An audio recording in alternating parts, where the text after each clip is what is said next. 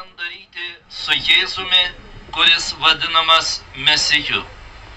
Jie visi rėkė ant kryžiaus jį. Jis klausė, o kągi pikta yra padaręs, bet jie dar garsiau šaukė ant kryžiaus jį. Tuomet jis paleido jiems Barabą, o Jėzų nuplakdinęs atidavė nukryžiuoti. Viešpatie, tu buvai pasmerktas mirti, nes minios baimė užgožė sąžinės balsą.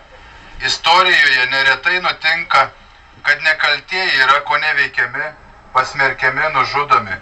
Kiek sykių ir mes rinkome sėkmę vietoj tiesos, viešąją nuomonę apie save vietoj teisingumo. Sustiprink jautrų mūsų sąžinės balsą, tavąjį balsą. Pažvelk į mane kaip išsigynusi tavęs Petrą.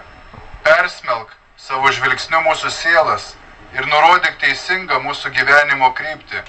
Sekminių dieną tu sugraudinai širdis tų, kurie didįjį penktadienį rėkė prieš tave ir įkvėpė juos atsiversti.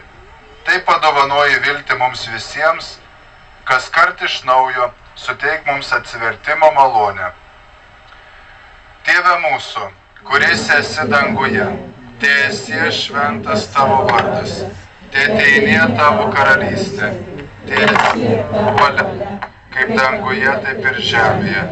Kasdienės mūsų duonos duok mums šiandien ir atleisk mums mūsų kaltes, kaip ir mes atleidžiame savo kaltininkams. Ir neleisk mūsų gundyti, bet gelbėk mus nuo pikto. Amen. Pasigailėk mūsų Viešpatie.